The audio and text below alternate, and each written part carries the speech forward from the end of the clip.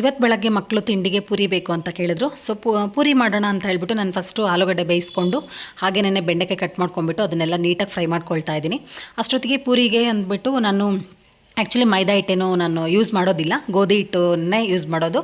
ಗೋಧಿ ಆದರೂ ಮಿಷನ್ಗೆ ಹಾಕ್ಸ್ಕೊಳ್ತೀವಿ, ಇಲ್ಲ ಅಂತಂದರೆ ಅಂಗಡಿಯಲ್ಲಿ ಪಾಕೆಟ್ ಆದರೂ ತೊಗೊಂಬರ್ತೀವಿ, ಪಿಲ್ಸ್ಬೆರಿದು ಅದು. ಸೊ ಅದನ್ನು ಒಂದು ಸ್ವಲ್ಪ ಕಲಿಸ್ಬಿಟ್ಟು ಇಟ್ಬಿಟ್ಟು ಆಮೇಲೆ ಇಲ್ಲಿ ನಾನು ಸ್ಟೀಲ್ ಪ್ಲೇಟ್ ತೊಗೊಂಬಂದಿದ್ದೆ ಹೊಸದು.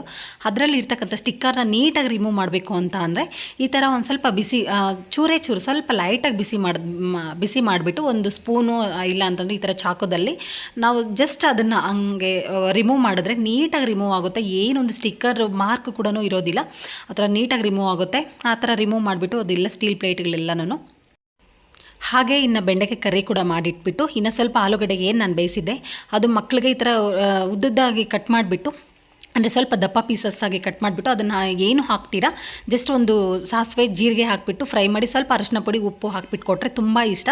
ಸೊ ಅದೇ ಥರ ಮಾಡಿದೆ ಇವತ್ತು ತಿಂಡಿಗೆ ಅಂದ್ಬಿಟ್ಟು. Thank you.